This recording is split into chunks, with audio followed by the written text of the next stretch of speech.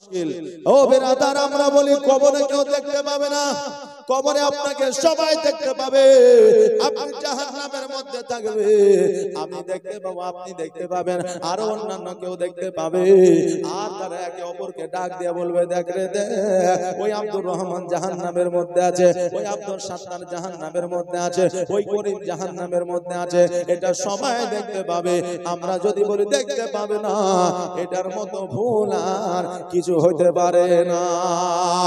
বলার উদ্দেশ্য হলো এটা, আমার খাদিজা কবর দেখে ভয় করে, কিন্তু আমরা জগতের মানুষ, আমরা কবর দেখে ভয় করি না। আমার রাসূল পাক সাল্লাল্লাহু তাআলা আলাইহি ওয়াসাল্লাম বলেছে, হে আমার উম্মত উম্মতিরা,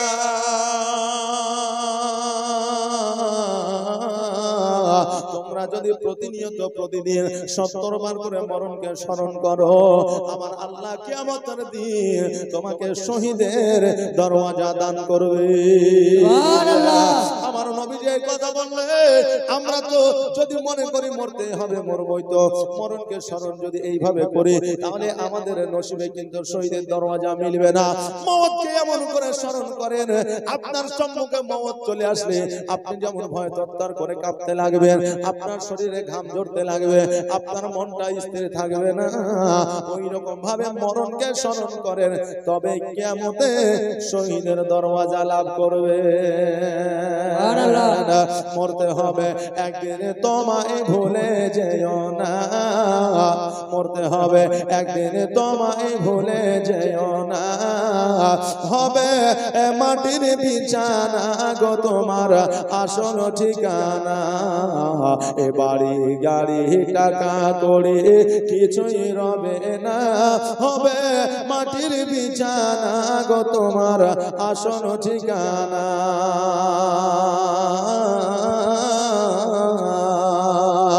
আজরাইল ফারিস্তা যেদিন হাজির হবে এসে, আরো ছল চাতুরি যতই কর জানবে রবে শেষে। আর চলবে না সেই দিন তোমার, চলবে না সেই দিন তোমার কোনো বাহানা গো, তুমি ভুলে যেও না। হবে মাটির বিছানা গো তোমার আসল ঠিকানা। খালি হাতে এসেছ তুমি, যাবে খালি হাতে। আর শুধু এক না সাদা কাপড় যাবে তোমার সাথে। আর আমল ছাড়া তোমার সাথে, আমল ছাড়া তোমার সাথে কিছুই যাবে না গো, তুমি ভুলে যেও না। হবে মাটির বিছানা গো তোমার আসল ঠিকানা।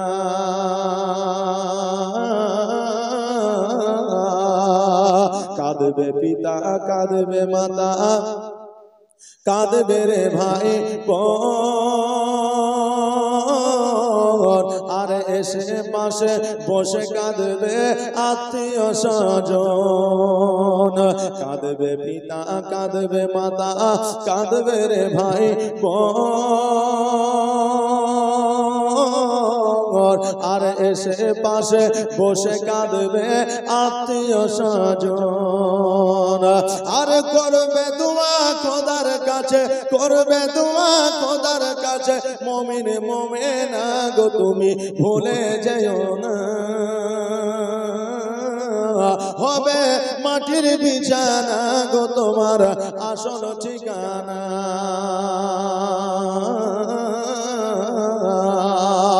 যেদিন তুমি এসেছিলে এই নাসাদের ভবে, আর তুমি মাত্র কেঁদেছিলে, হেসেছিল সবে। আর যাওয়ার কালে হাসবে তুমি, যাওয়ার কালে হাসবে তুমি, কাঁদবে জামানা গো তুমি ভুলে যেও না। হবে মাটির বিছানা গো তোমার আসল ঠিকানা। ও বাবাজি ভাইরা,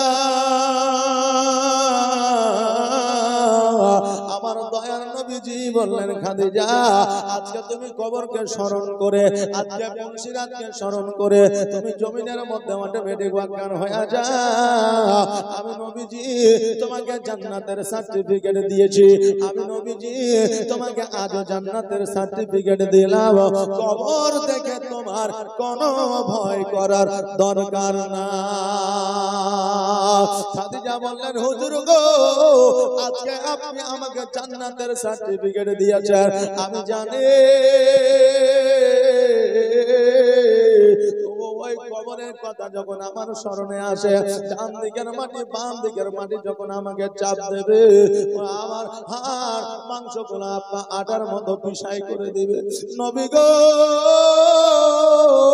ওই কবরের চাপ শুনিয়া আমার বড় ভয় হয় গো নবী আমার নবী যে ডাক দিয়া বলে খাদিজা আজকে ওই ডান দিকের মাটি বাম দিকের মাটি তোমাকে চাপ দিবে না রে খাদিজা আমি আল্লাহর কাছে দোয়া করে দিব আমার আল্লাহ তোমার কবরে জান্নাতের বিছানা বিছায়া দিবে সুবহানাল্লাহ খাদিজা বললেন হুজুর গো আমি জানি আমার কবরে আল্লাহ জান্নাতের বিছানা বিছায়া দিবে তবে নবী গো আমি যখন আপনাকে বিবাহ করেছিলাম আমাকে আপনি তিনটা ওসিয়ত তিনটা শর্ত দিয়েছিলেন তিনটা শর্তে আমি রাজি হয়ে গিয়েছিলাম নবী গো আজকে আমি আপনার কাছে তিনটা ওসিয়ত চাই এই তিনটা ওসিয়ত যদি আমাকে করেন গো নবী আমি খাদিজা বড় খুশি হয়ে যাব নবী আমার বললেন খাদিজা আজকে তিনটা ওসিয়ত কেন তুমি যদি 3000 ওসিয়ত চাও আমি নবীজি তোমাকে দেওয়ার জন্য আমি প্রস্তুত আছি জোরে বলেন সুবহানাল্লাহ আমার নবীজি বললেন খাদিজা যেই দিন থেকে তোমাকে আমি বিবাহ করেছি সেই দিন থেকে তুমি আমাকে ধন দিয়েছো সম্পদ দিয়েছো সেই দিন থেকে তুমি আমাকে ওট দিয়েছো দুম্বা দিয়েছো টাকা দিয়েছো পয়সা দিয়েছো আমি সব গরিব এতিম মিসকিনদের মধ্যে বিলিবন্টন করে দিয়েছি কারণ হয় না এতিমের যে জ্বালা এতিমের যে যন্ত্রণা আমি নবী ছাড়া কেউ বোঝে না এই জন্য এতিমদের মধ্যে বিলিবন্টন করে দিয়েছে গরিবদের মধ্যে বিলিবন্টন করে দিয়েছি আজকে মিসকিনদের মধ্যে বিলিবন্টন করে দিয়েছে খাদিজা আমি নবীজি তোমাকে জীর্ণ কুটিরে নিয়ে বসবাস করেছি আজকে তোমাকে রাজ প্রসাদ দিতে পারি নাই আজকে তোমাকে টাকা দিতে পারি নাই পয়সা দিতে পারি নাই আজকে তোমাকে আমি ধন সম্পদ দিতে পারি নাই আজকে তোমাকে আমি নতুন একটা কাপড়ও দিতে পারি নাই খাদিজা বললেন হুজুর গো আপনি আমাকে ওই রকম করে লজ্জিত করবেন না ও গো নবীজি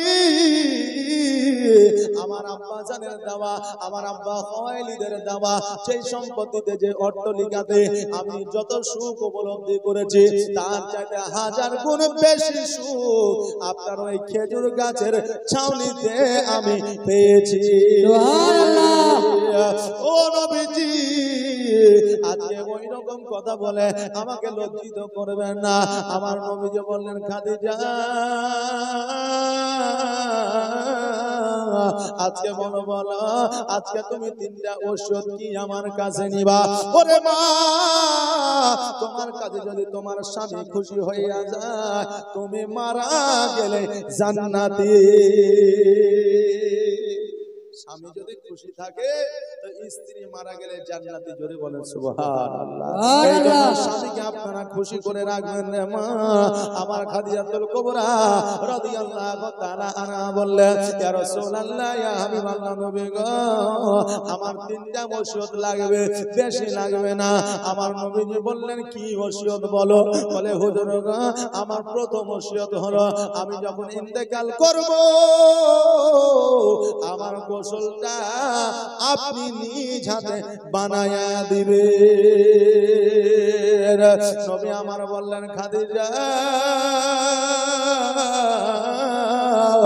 একজন নারী যখন ইন্তেকাল করে রে ওই নারীর গোসলটা নারীরাই বানায় দেয় ওই মহিলার গোসলটা মহিলারাই বানায় দেয় আর আমি নবী তোমার গোসল কেনে বানায় দিব খাদিজা বললেন হুজুর আমি যখন ইন্তেকাল করব আমার গোসল যখন কোন নারী কোন মহিলা যখন দিয়ে দিবে একে অপরের সম্মুখে হয়তো আলোচনা করবে গল্প করবে। নবী গো, আমি যেই দিন থেকে আপনাকে বিবাহ করেছি সেই দিন থেকে পুরুষরা দেখা তো দূরের কথা, নারীরা আমাকে দেখে না।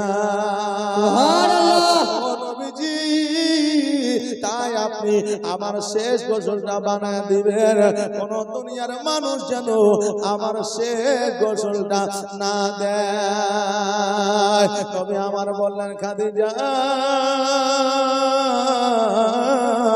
তুমি যখন বললে আমি তোমার গোসল বানায় দিব, যাও যাও যাও, আমি নবীজি তোমার গোসল দিব, এই ওসিয়ত আমি মেনে নিলাম।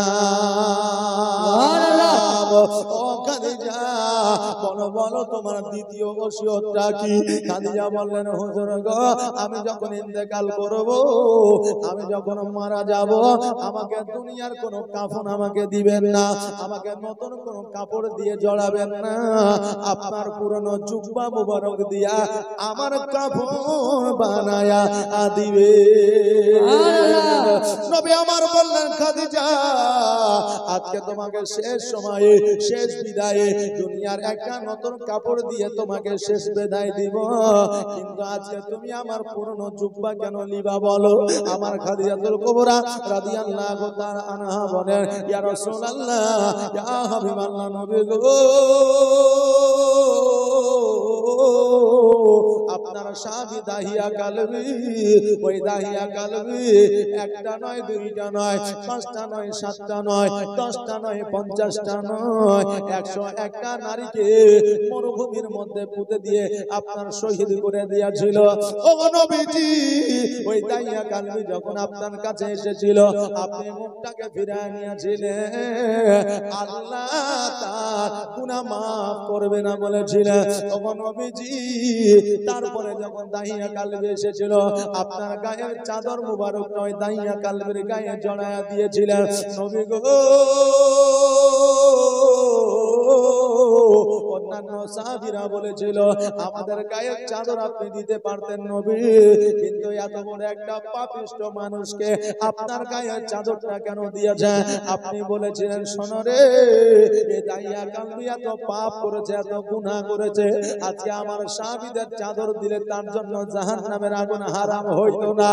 আমি নবীজি আমার গায়ের চাদর মুবারক যখন তার গায়ে জড়া দিয়েছি, তার জন্য জাহান্নামের আগুন হারাম হয়ে গেছে। সুবহানাল্লাহ। খাদিজাতুল কুবরা রাদিয়াল্লাহু তাআলা আনহা বলেছেন, ইয়া রাসূলুল্লাহ, ইয়া হাবিবাল্লাহ, নবী গো, আপনার জুব্বা মুবারক যদি আমার গায়ে থাকে, ওই কবরের ক্ষমতা হবে না ডান দিকের মাটি বাম দিকের মাটি আমাকে চাপ দিবে, ওই কবরের ক্ষমতা হবে না, জাহান্নামের আগুনে আমাকে পুড়াইবে। নবী গো, দয়া করে আমার দ্বিতীয় ওসিয়তটা আপনি পূরণ করবেন, আপনার পুরানো জুব্বা মুবারক দিয়া আমার কাফন বানায়া দিবে। আমার বললেন, খাদিজা আজকে তোমার দ্বিতীয় ওসিয়তটা আমি পূরণ করব, আজকে তোমার দ্বিতীয় ওসিয়তটা আমি মেনে নিলাম। ও খাদিজা, বলো বলো তোমার দ্বিতীয় ওসিয়তটা কি আছে বলো। আমার খাদিজা বললেন, হুজুর আমার দ্বিতীয় ওসিয়তটা হইল, আমাকে যখন কবরে নামাইবে হুজুর, দুনিয়ার কোন মানুষ যেন আমাকে কবরে না নামায়, আমাকে কবরে আপনি নিজেই নামায়া দিবেন, আর আল্লাহর কাছে দোয়া করে দিবেন, আল্লাহ যেন আমার কবরে জান্নাতি বিছানা বিছায়া দেয়। নবী আমার বললেন, খাদিজা আমি জীবনে দুইটা কবরে নেমেছি, একটা হলো আমার চাচি ফাতেমার কবর, দ্বিতীয় হইল আমার চাচা আমির হামজার কবর, আর একটা তোমার কবরে আমি নামবো। আমার জীবনে 3টা কবরে নামা হবে, আর 3টা কবরে আমি নামিয়া প্রকাশ্যে আল্লাহর কাছে দোয়া করে জান্নাতের বিছানা আমি বিছায়া দিব। আমার খাদিজাতুল কুবরা রাদিয়াল্লাহু তাআলা আনহা আমার নবীজির কাছে ওসিয়ত চাইলেন। আমার নবীজি বললেন ঠিক আছে, তোমার ওসিয়ত আমি পূরণ করব। বাবাজি, আপনার আব্বা, আপনার সন্তান, আপনার স্ত্রী, আপনার আত্মীয় আপনার কাছে যদি ওসিয়ত করে যায়, আপনি যথাসাধ্য চেষ্টা করবেন ওই ওসিয়তটা পূরণ করার জন্য। আল্লাহ যেন সেই তৌফিক দান করেন। সকলে একবার আওয়াজ দিয়ে বলেন আমিন। ওই আমার বাবাজি মায়েরা গো, একদিন হঠাৎ করে আমার খাদিজাতুল কুবরা রাদিয়াল্লাহু তাআলা আনহা আবারও যেন একদিন অসুস্থ হয়ে পড়লেন, অজ্ঞান যেন হয়ে গেলেন। আমার নবীজি খাদিজাতুল কুবরা রাদিয়াল্লাহু তাআলা আনহাকে আপনার বুঝালেন, বললেন, কিন্তু আমার খাদিজা বলতেছেন ইয়া রাসূলুল্লাহ, ইয়া হাবিবাল্লাহ নবী গো, আজকে আমি 3 বার অজ্ঞান হয়েছি, আমি আর জগতের মধ্যে থাকবো না, ইহ জগৎ ছেড়ে পর জগৎ গমন করে যাব। ইয়া রাসূলুল্লাহ, ইয়া হাবিবাল্লাহ নবী গো, জগতের মধ্যে আমি আর থাকবো না। যারা মুমিন হয়, যারা মুত্তাকিন হয়, যারা সালিহ হয়, যারা সালিহা হয়, তাদের মরণের সিগন্যালটা তারা বুঝতে পারে। আর যারা মুমিনতা অর্জন করতে পারে না, তারা মওতের সিগন্যাল বোঝে না। সুবহানাল্লাহ। বাবাজি ভাইরা, আমার খাদিজাতুল কুবরা রাদিয়াল্লাহু তাআলা আনহা আমার নবীজির সঙ্গে কথা বলতে বলতে জানো, আমার খাদিজাতুল কুবরা রাদিয়াল্লাহু তাআলা আনহা ইহ জগৎ ছেড়ে পর জগৎ গমন করলেন। মুখে ছিল আমার নবীর কলেমা লা ইলাহা ইল্লাল্লাহ, লা ইলাহা ইল্লাল্লাহ, লা ইলাহা ইল্লাল্লাহ মুহাম্মাদুর রাসূলুল্লাহ সাল্লাল্লাহু তাআলা আলাইহি ওয়াসাল্লাম। আমার খাদিজাতুল কুবরা রাদিয়াল্লাহু তাআলা আনহা আমার নবীর কলমা পড়ে ইহ জগৎ ছেড়ে পর জগৎ গমন করলেন। সবাই পড়ে ইন্না লিল্লাহি ওয়া ইন্না ইলাইহি রাজিউন। আমার নবীজি উনি ভাবলেন আমার খাদিজা যে 3টা ওসিয়ত করে গিয়েছে, এই 3টা ওসিয়ত আমি পূরণ করব। আমার নবীজি ওই খাদিজাতুল কুবরা রাদিয়াল্লাহু তাআলা আনহার জন্য আপনার গোসলটা বানায়া দিলেন। আমার নবীজির জুব্বা মুবারক দিয়া আমার খাদিজা যেন আপনার কাফন বানায়া দিলেন। কাফন বানায়া দেওয়ার পরে আমার নবীজি কবরস্থানে নিয়ে গেলেন। এবার যখন কবরে নামাইবেন, আমার নবীজি নিজে কবরে নামালেন। নামার পরে আমার আল্লাহর দরবারে দোয়া করলেন, আল্লাহ আমার খাদিজা ইসলামের জন্য কতই না কষ্ট করেছে, আজকে ইসলামের জন্য সমস্ত আপনার সম্পদ দান করে দিয়েছেন, বিলি বন্টন করে দিয়েছে। আল্লাহ গো, এই খাদিজার কবরে আপনি জান্নাতের বিছানা বিছায়া দেন। সুবহানাল্লাহ। আমার আল্লাহ বলে হবে আমি ওই খাদিজার কবরে জান্নাতের বিছানা তো বিছায়া দিব। তবে নবী গো, আজকে তুমি আমার দরবারে হাত দুখানা তুলেছো, আমি আজকে তোমার দোয়া ফিরায় দিব না, কালকেও দিব না, কিয়ামত পর্যন্ত দিব না। জোরে বলেন সুবহানাল্লাহ। আজকে কেন, কিয়ামত পর্যন্ত তোমার দোয়া আমি আল্লাহ ফিরায় দিব না। আমার নবীর দোয়াকে আমার আল্লাহ কোনদিন ফিরায় দিয়েছে? কোনদিন ফিরায় দেয় না। আমার খাদিজাতুল কুবরা রাদিয়াল্লাহু তাআলা আনহার কবরে আমার আল্লাহ জান্নাতের বিছানা বিছায়া দিলেন। আমার নবীজি কবর থেকে উঠে আমার খাদিজাতুল কুবরা রাদিয়াল্লাহু তাআলা আনহার কবরে একদিন নয়, 2 দিন নয়, 3 দিন নয়, 4 দিন নয়, 5 দিন নয়, 7 দিন পর্যন্ত খাওয়া দাওয়া না করে বাড়ি না এসে খাদিজার কবর গায়ের পাশে যেন আপনার বসেছিল। জোরে বলুন সুবহানাল্লাহ। আরে বিবিকে কত ভালোবাসতেন, যে খাদিজাতুল কুবরা রাদিয়াল্লাহু তাআলা আনহা নবীজিকে ভালোবেসে কতটা আপনার ভালোবাসা আপনার পেয়েছিলেন আমার খাদিজা। তাই আমার খাদিজা কত ভালোবাসা দিয়েছিলেন যে আমার নবীজি আপনার খাদিজা কবরের মধ্যে যাওয়ার পরেও 7 দিন পর্যন্ত আপনার ওই আমার খাদিজার কবর গাহের পাশে আমার নবীজি বসেছিল। জোরে বলেন সুবহানাল্লাহ। আজকে আমাদের বিবি দেখে আমরা ওই রকম ভালোবাসি বা জি বিবিদের বিবিদের ওই রকম ভালোবাসি না। আর আমাদের বিবিরাও এখন স্বামীদের ওই রকম ভালোবাসে না।